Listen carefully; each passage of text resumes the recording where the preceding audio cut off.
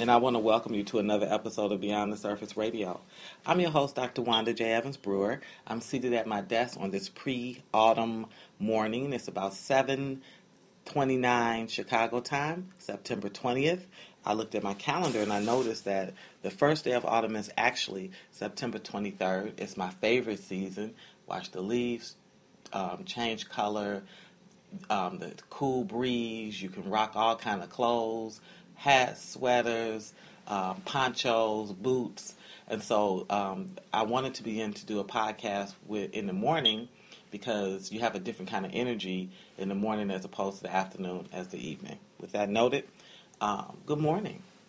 This morning I'm discussing the school to prison pipeline. School to prison pipeline. And there's a clear school to prison pipeline. This discussion has actually been going on for quite some time.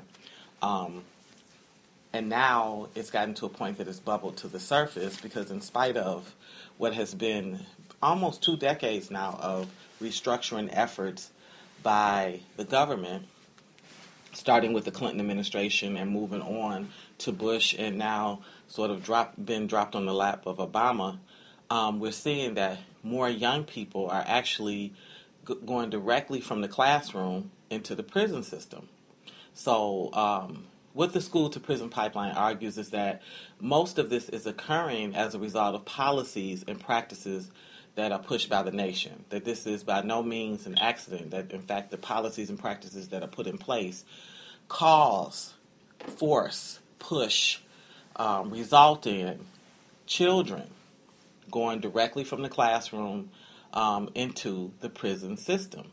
And the argument is that it primarily is something that happens to what's considered at-risk children, and also to children who have special needs. You know, that population tends to be more open or basically fall victim more often to incarceration. So these numbers are really, really growing. It's primarily boys, but it happens with girls too. And I worked for 11 years on the west side of Chicago at Orr High School. In fact, I wrote my dissertation about the devaluing of the veteran teacher. What was interesting about being a teacher at Orr, as opposed to any place else, it was the one school that had 4 restructuring processes within a 10-year period. It literally was restructured 4 times.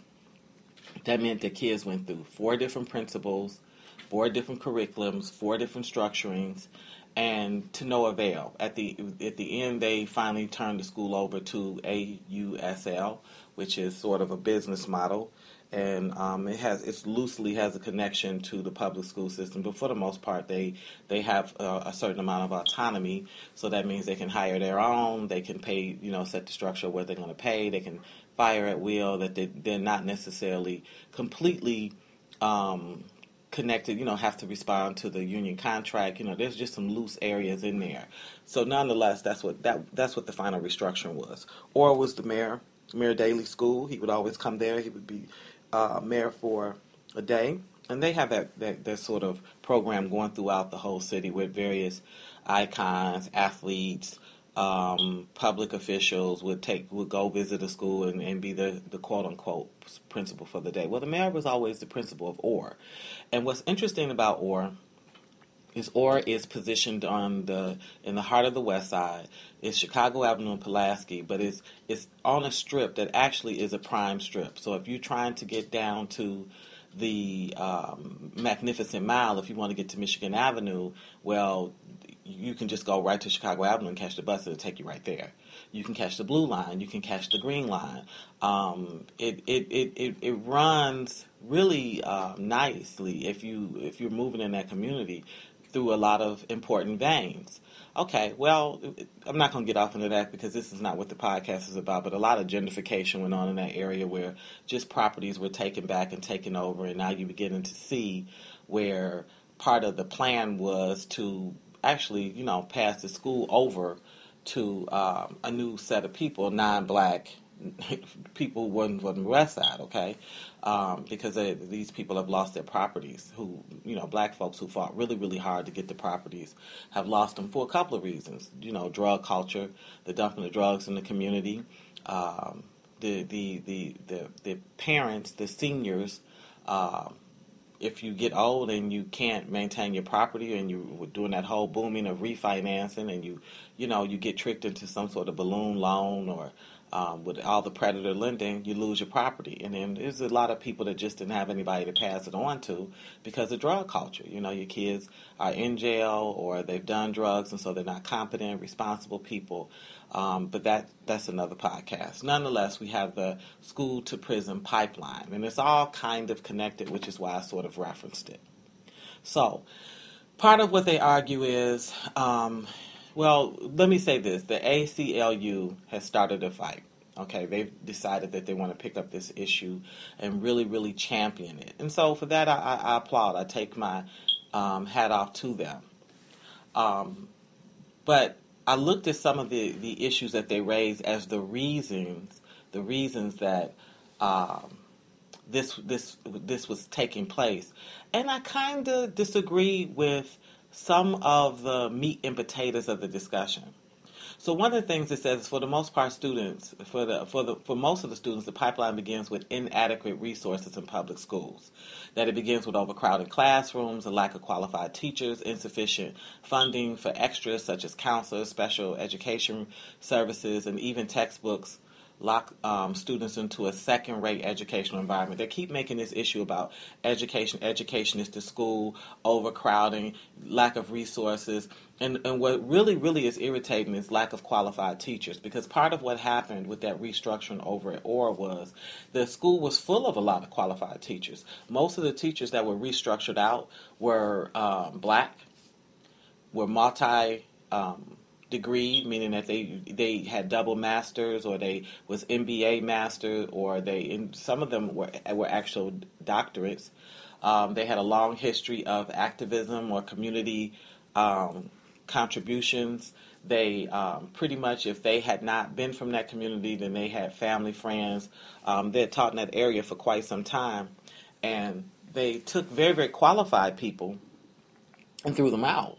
They threw them out in favor of young white women fresh out of Teach from America, in favor of young white women who went through accelerated certification programs such as Chicago Commons.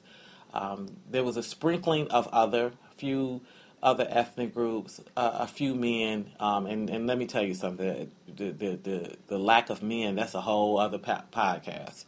That would need to be done. But they threw qualified, professional, educated teachers out. So, okay, you begin to throw people out. You begin to restructure these schools, and then you talk about overcrowded classrooms as you're closing down schools and communities and chopping children up to go in and move into other blocks. So where there maybe was 10 schools within a radius, you have 3. Okay, you're going to have some overcrowding, all right? Insufficient funds for extras. Well, in Illinois, we've been 48 on the list for public funding since I came into education. We were always on the low end of that scale. Extras such as counselors, special education services. The truth is the state doesn't want to pay for it. It's not that there's, there's nothing, horrible that teachers did or that parents did. They've always requested it, but the state doesn't want to pay for it. And they don't see those as valuable things to have in urban schools, because I know of suburban schools where they have a staff of 3, 4, 5, 6 counselors, where the special education services are, top of the line. So it's not, distributed even throughout the state. Okay, but these are some of the things that they reference. They said this failure to meet educational needs increases disengagement and dropouts, increasing the risk of later court involvement. Even where schools may actually encourage dropouts in response to pressures from test-based accountability regimens such as the No Child Left Behind Act, which creates incentive to push out low-performing students to boost overall test scores. Okay, let's go back some. First of all, we know for sure that No Child Left Behind is garbage. There's no other way to put it. Okay, because black kids was left behind from day one. They always was left behind. So this idea that you're somehow going to take a group that the government actually organized laws to keep disadvantaged in reading and writing. Like, let's not forget little Ruby bridges that had to be walked in school by armed guards, okay? And that was like 40-something years ago, that, this idea that, no child left behind. No, children get left behind, have been getting left behind, will get left behind, because the reality is that the government still doesn't value black minds. So, that's the shortcut to that. Now, the whole idea of using tests as the main way to gauge performance, that's not new. High-stakes testing, the whole point of high-stakes testing is to rid schools, is to get rid of people, is to get rid of schools, is to give a reason to release qualified professionals, is to validate a reason to get that sort of in-between student. They're not great, they don't have behavior problems, but they're not a Rhodes Scholar, but they're not unhealthy enough to be eligible for special education resources. Honestly, they just get thrown under the bus.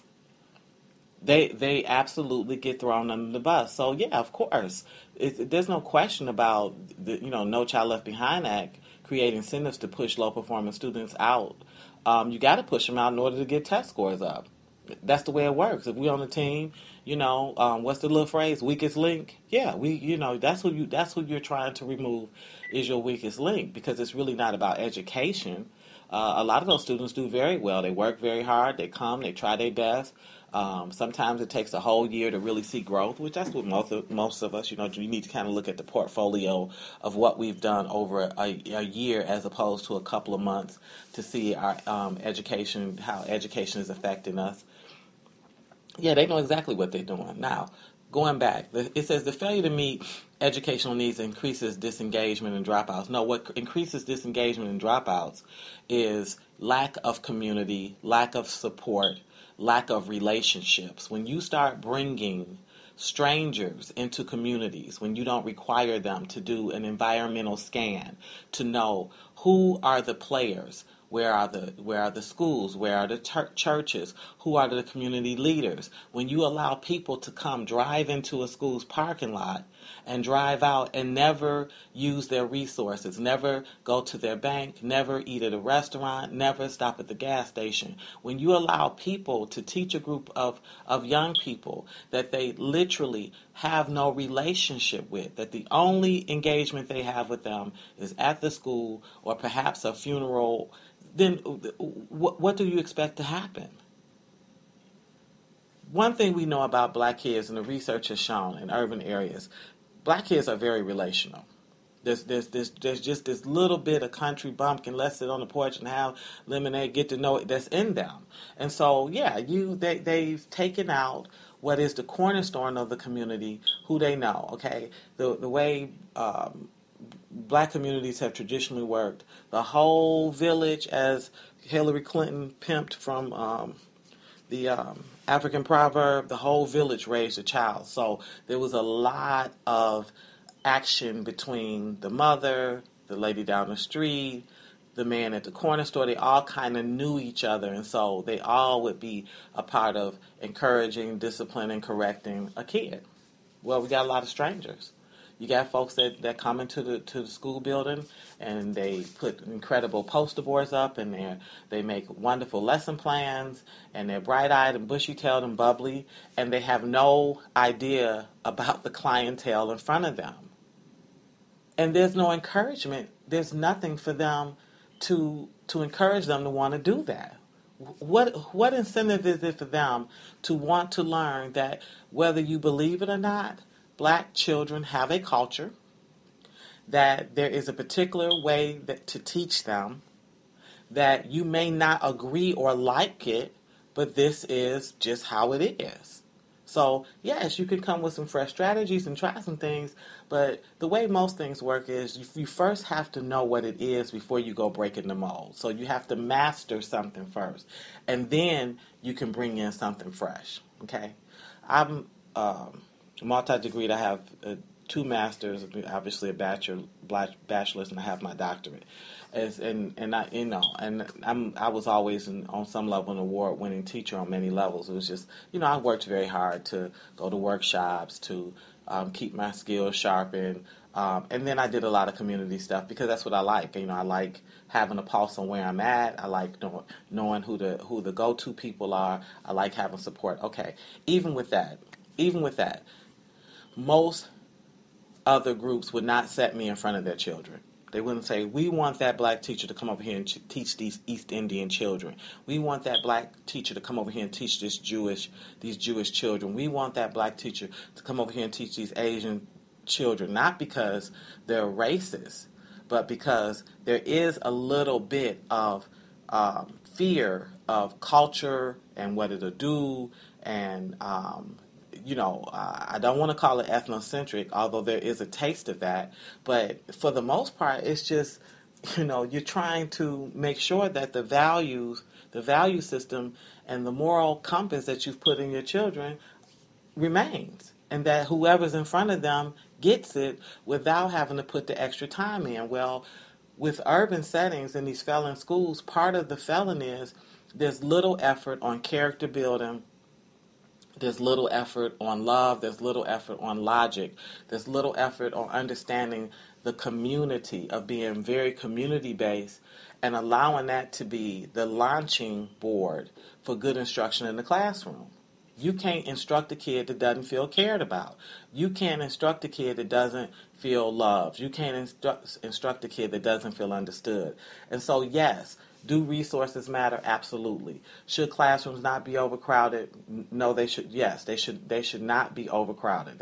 We definitely want that. Do we want good funding and good resources? Would it be magnificent if we had a lot of counselors? Yeah, but if you don't have counselors, you can always use the pastors, the various community leaders to do the same type of work. Will it be therapeutically based? No, but is it valuable? Absolutely. Absolutely, it's very valuable. And listen, this is what the Left Behind kids was doing in the first place. Like, we're trying to make out like they're coming up with something new for a country that threw away black babies, black minds. This is not new. It was in the schoolhouse that we got our greatest teachings. The schoolhouse. It was the big mas, it was the uncles, the daddies. It was them that sat and worked with us with all kinds of moral development, social emotional learning, self-control, self-regulation, respect, honor, dignity, standing up for yourself, being a team player. These were all things that came from our homes. Where else could it come from if the country had already decided we couldn't be in a classroom? And we most certainly couldn't be in a classroom with whites. So, on one hand, I applaud the ACLU for acknowledging that these issues exist. But on the other hand, if we got back down to the basics, because let's get it straight, black children never had any resources. I read a book by Judge Glenda Hatchett, who came from a very strong family, loving family, and she talks about how her school was given the leftover books from whites. They would keep the books, use the books, beat up the books, and they would all box them up. They would sit outside in the rain, whatever, and then they would kick these books to the black schools. And all of their books were secondhand books. Rarely did they get new books. This is not a new experience. Judge Hatchett is not saying anything special. There were no special curriculum. There was not all this money. But what was good was that you were encouraged to read and write and learn because you were taught you were worth it, that there was something powerful and good and beautiful inside of you. And so you had to at least do that so that you could get out there and increase the world, build the world, add something powerful, beautiful to the world. That's the truth. That's what we know. That's the reality. So is the ACLU acknowledging something that needs to be acknowledged? Yes, they are. Absolutely. One of the other things that the ACLU talks about is zero tolerance. That that part of what's happening is, besides the lack in resources, a lot of low performing students are responding to a handful of highly publicized school shootings and have embraced it. These schools have embraced zero tolerance policies, and that automatically impose severe punishment regardless of circumstances. Yeah, there's some zero tolerance policies. Many schools try to implement zero tolerance policies. I can tell you in urban settings, as quickly as they say zero tolerance, they begin to have tolerance. Where are you sending these schools? Where are you sending these students? There's no such thing as zero tolerance except if you're in an integrated school, in a selective enrollment school, in a suburban school. In the urban schools, you can call it zero tolerance. The reality is we're going to have to let you back in. We're going to figure out a way to keep you in school because there's no other way around it. You're looking at annual yearly progress. If you suspend too many, you're in trouble. If you keep too many who keep violating, you're in trouble because now, one bad apple can spoil it. Okay, so the concept of zero tolerance was horrible when you heard the word zero. We already know we're beginning to build a leaky pipe, a poor structured bridge when you start talking about zero tolerance in children.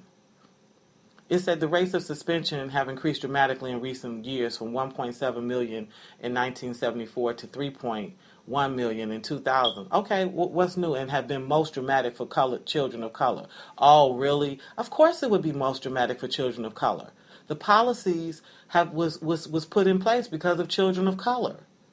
It wasn't for any other reason. When you start sending kids into other districts and you want to be able to manage them fast and quick, you come up with these policies that you know are destructive, self-defeating policies that cause excessive expulsion, suspension, expelling. You know this. Educators know this. They know that black children get double punishment. They're overly harshly disciplined. And a lot of that starts with not dealing with character, not coming into a loving environment, not doing the correction that needs to happen. When you remove folks that don't mind doing the work, you have a problem.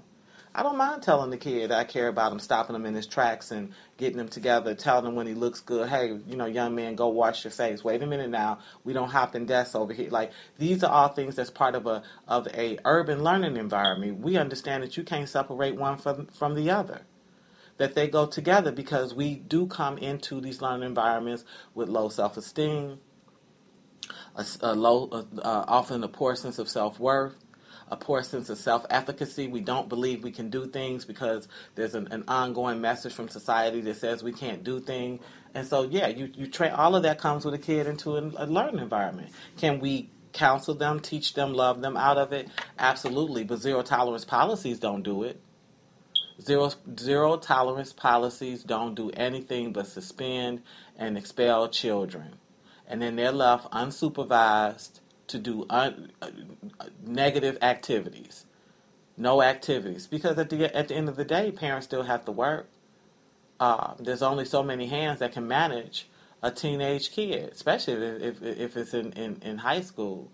All right, then you have various behaviors that have come into the school because the reality is there's this fallacy that everybody's special education,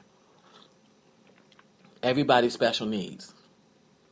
And not special needs gifted, which is its own category. Special needs, behavior disordered, learning disabled, cognitively delayed, all the negatives where medication and money get involved. And if you don't think it's profit in IEPs, you need to check yourself.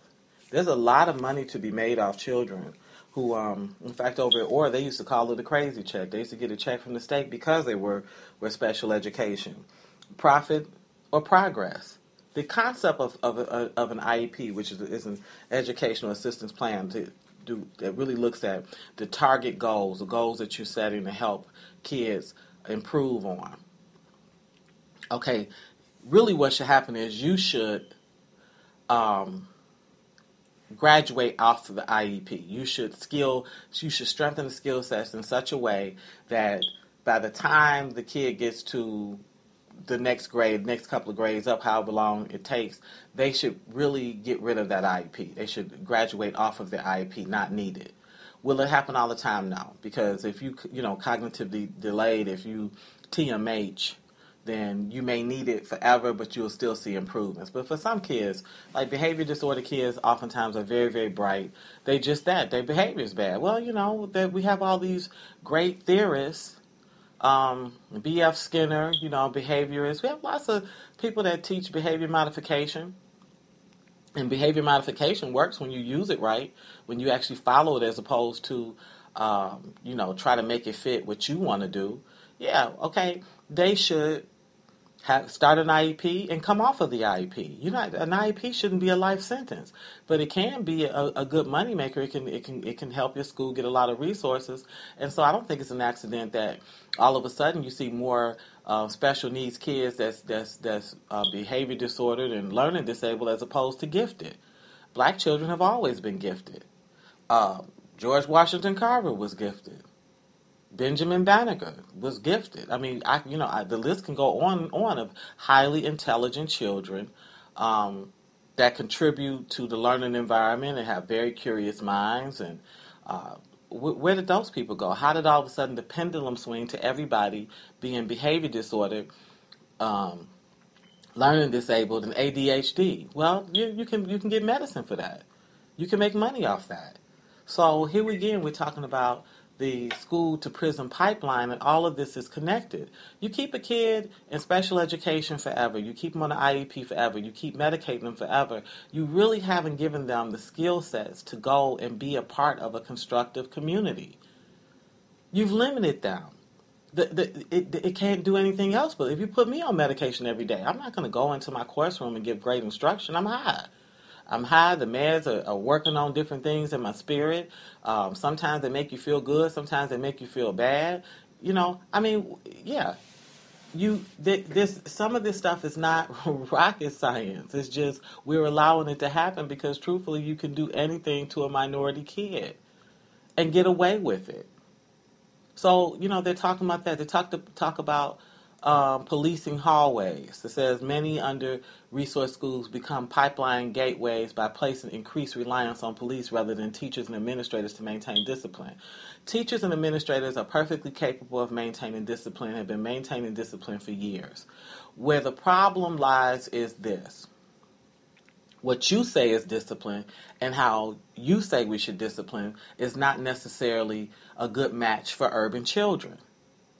So it's an issue of pedagogy. It's an issue of a style. So when you start coming up with all this, like frilly, cutesy, black children traditionally get disciplined by in your face, sit down, you need to listen, method. It is quick fire. It is, let's nip this at the bud. It is no holds barred. That's how black children are traditionally disciplined.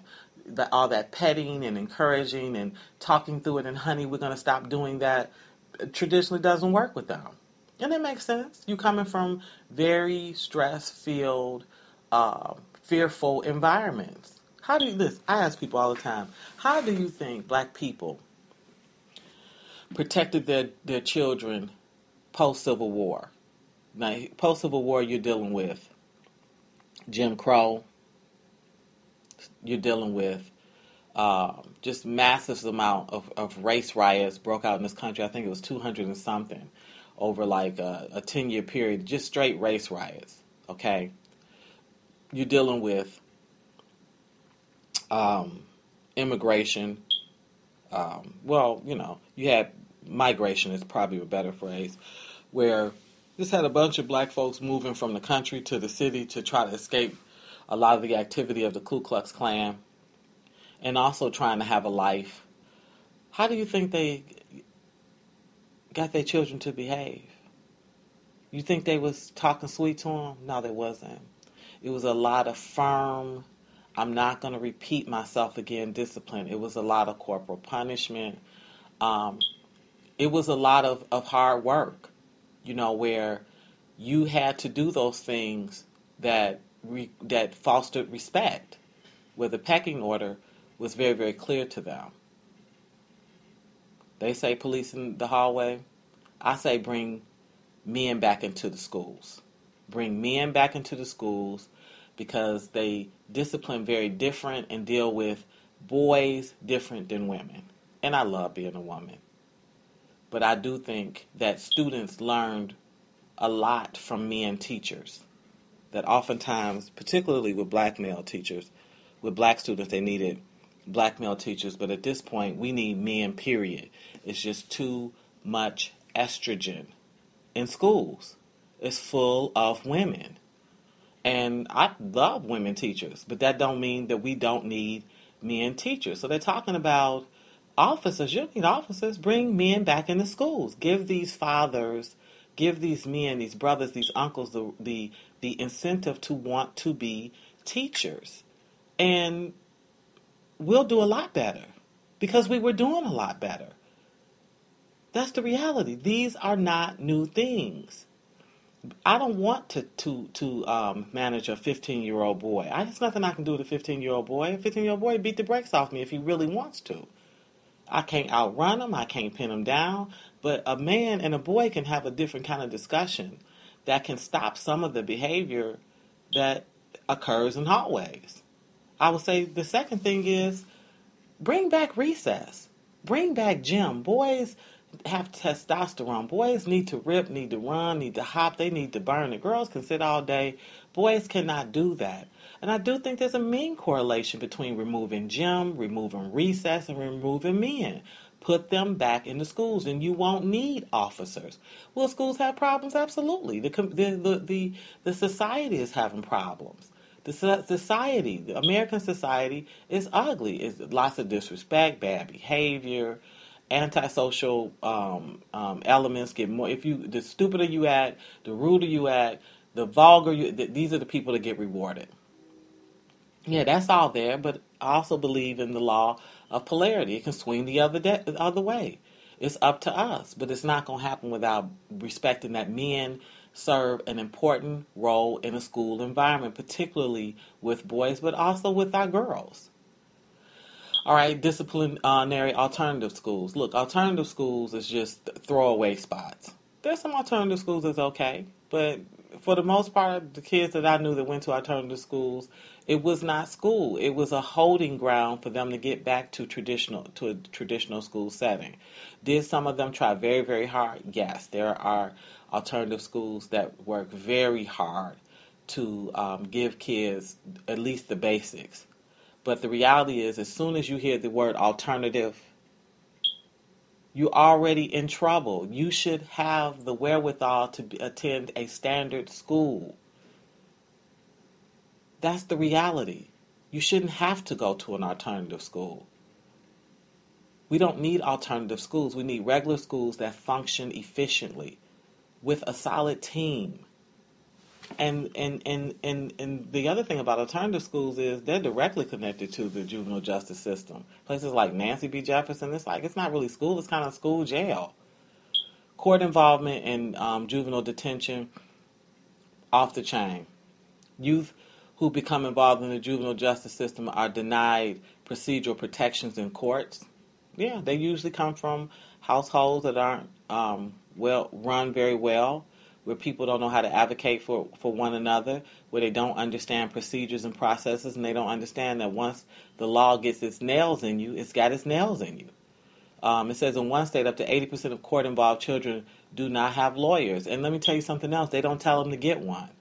And even if they told them to get one, half of them don't have money. People don't prepare to go to court. These are not the Kennedys and Rockefellers. They don't have a lawyer on retainer. Students who commit minor offenses may end up in secure detention if they violate boilerplate probation conditions, prohibiting them from activities like missing school or disobeying teachers. So all it takes is missing school, disobeying a teacher, and you're already in trouble with your probation officer. So you back in trouble. And listen, it's that minor offenses, that they take minor offenses and they make them major offenses. Minor, and you already are beginning the process of hitting that school to prison pipeline, walking it. They don't have to make minor offenses have that much punch to them. They don't. It's a bunch of other things that they could do but they're not interested in doing because it's not as punitive, because it slows down the process, because it seems like kids are getting away with murder when in fact what you're doing is you're respecting that the adolescent is a developing being, that in fact there's a lot going on with the adolescent and they're not complete, that there's not a lot of depth in them, so a lot of what they think and do is irrational and they need us for guidance. Students pushed along the pipeline find themselves in juvenile detention facilities, many of which provide few, if any, educational services. And students of color, black kids, they always keep the students of color, for the most part it's black, there's some Latino, who are far more likely than their white peers to be suspended, expelled, or arrested for the same kind of conduct. Yeah, that's never been a secret. Never been a secret, and it's an easy way to deal with it, which is one, each needs its own. I believe in integrated settings. I believe that you benefit from diversity and having experiences with all kind of cultures, but I also believe you need your own. I believe black boys need to see black men. I believe they need to be mentored by black men. We all need to see our own, and I think a lot of that has the ability to change. Through many students, although many students are propelled down the pipeline from school to jail, it is difficult for them to reverse the journey. Yeah, well, here's the reality. You do enough of it, what was a misdemeanor becomes a felony. What was missing 2 weeks of school becomes 2 months of school. It's very hard to come out of the court system, juvenile justice or otherwise, and come back into a school setting. And these judges are so horrible that they and not trying to be, but the way the system works is the judge releases you on Friday and demands that you return to school on Monday, but you've been in jail for 3 months. Imagine your children receiving that student in their class. That's stressful. We don't know how volatile this person is. Oftentimes we don't know what they went to jail for. We don't know what their temperament. It's just so much. It's so much involved in that puts strain in the classroom.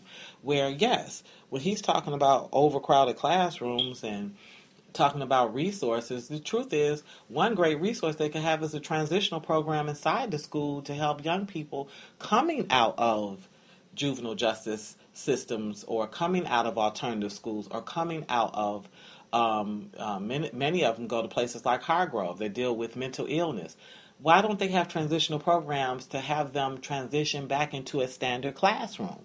Instead, the judge says, look, you better be in school Monday morning. If not, you're already in violation.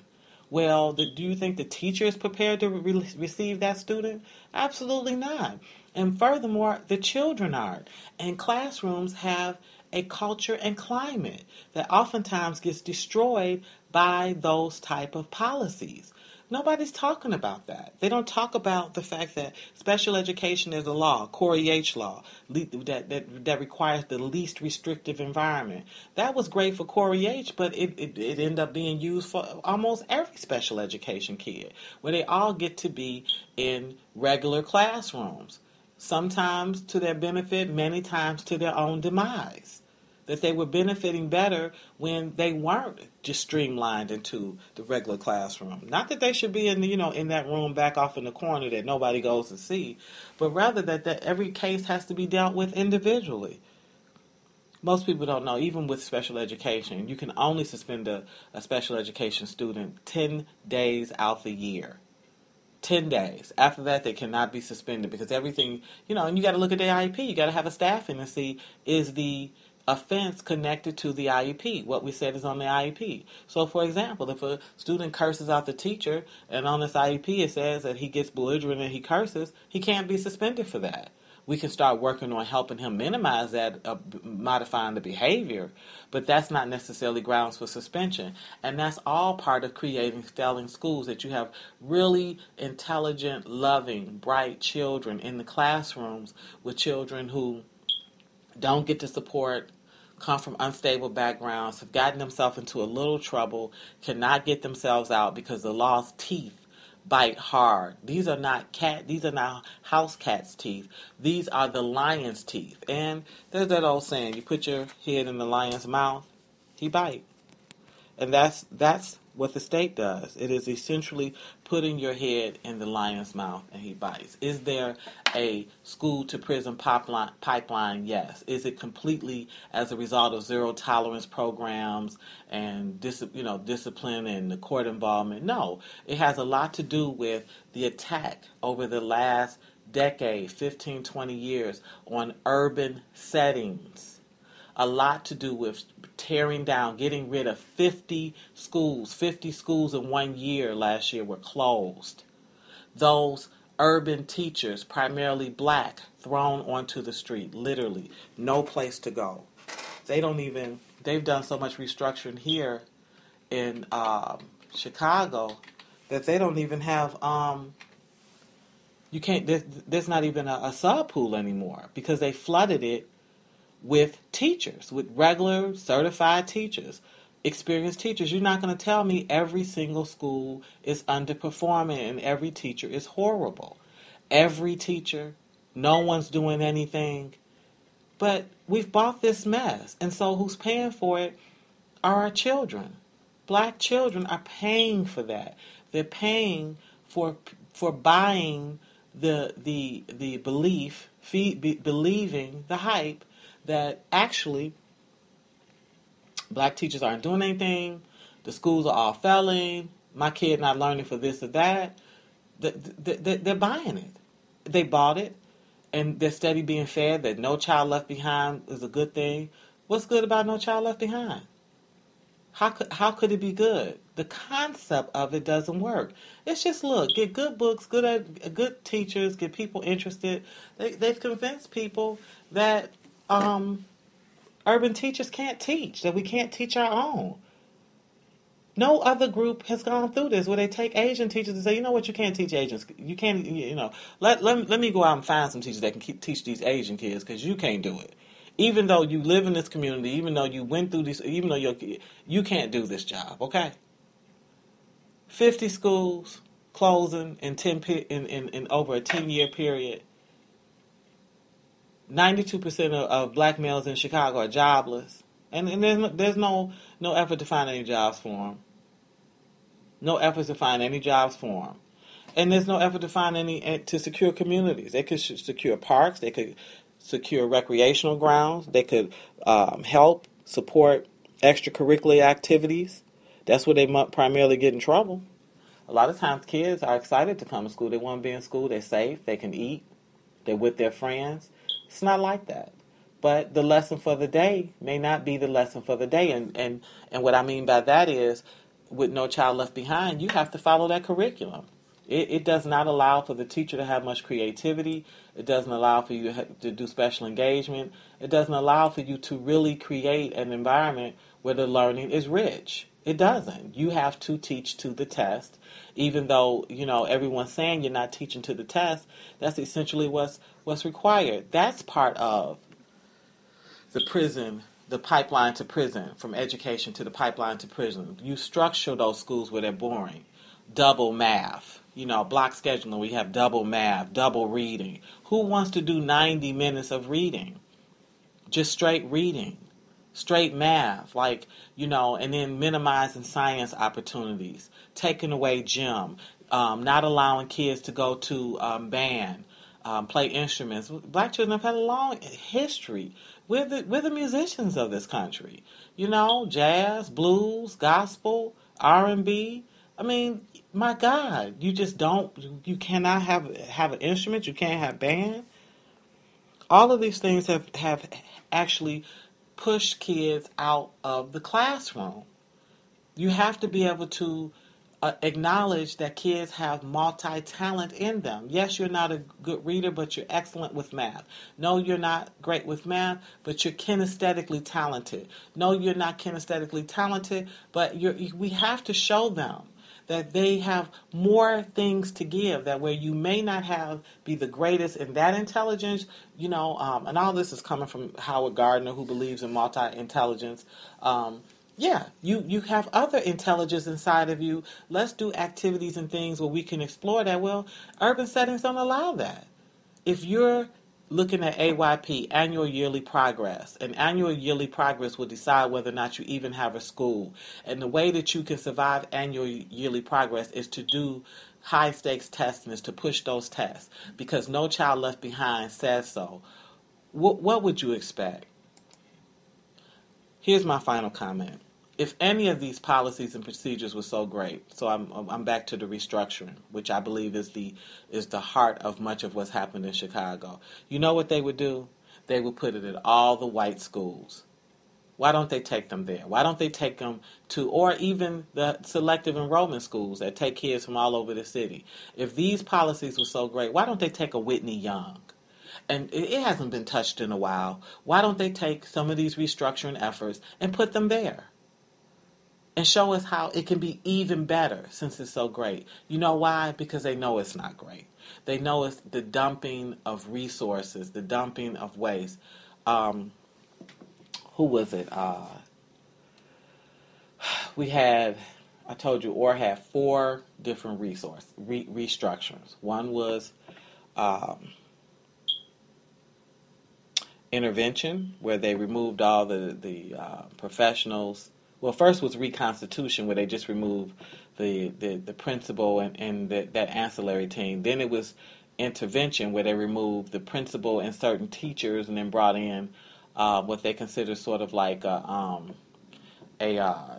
talented group of teachers from around the city that would help to take each major department and build it up. Then it came with the small schools model, and Bill Gates was involved in that, where they gave a whole bunch of money. I mean, Bill Gates gave so much money to that campus to restructure that campus into 4 small schools, which it did structure into 4 small schools. And 4 years later, they closed it down. Now, one school survived that restructuring, which was they had a principal named Patchett, and he had a military model. He wanted to have a military school, and that's what he put together. And he removed his school from the campus, and that's why he survived it. Everything on that campus, the last year I was there when they brought in the last restructuring model, which was, what did they call it? Well, it's with ASUL. So, but they brought the last restructuring model in, and what they did was they put it all back as one high school. After all of that, this is all within 10 years. All that money.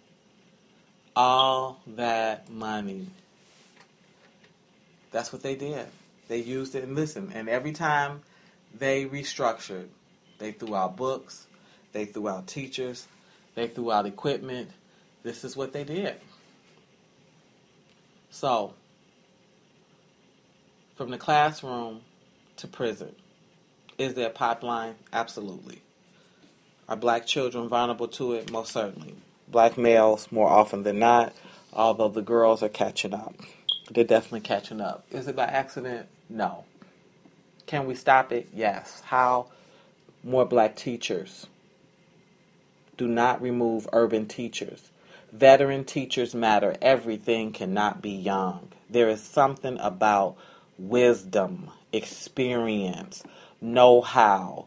If you don't do anything but use them to guide younger teachers who often have the heart and the energy, but just don't have the talent. What else matters? Community connections. You can't come in these settings and treat it like, oh, well, you need to come in. You need to know the environment. You need to meet community leaders, business people, get the business people in that community involved. You need to know churches, and you need to know parents. And let me tell you, 1, 2, bald head drunk. That is a child's mother, father. You need to know parents, and you need to get them invested that way. You also need to be a human being that's interested in being invested. Don't tell me about Jane Goodall and all the anthropologists that drop themselves in other countries, and they're so fascinated with the Bushman culture, and they're so fascinated with the Buddhist monks. No, you go to any group, any area, and you treat it the same way. You need to know the people, the way it functions, the various systems, the subcultures within the group. All of that matters. We need teachers that come into those areas with a heart like that. We need recess back. We need gym back. We need all that extracurricular back where children who are struggling to find joy in a day can shine. It's just my thoughts. You've been listening to Beyond the Surface Radio. I'm your host, Dr. Wanda J. Evans-Brewer. Until we chat again, be safe in God's grace.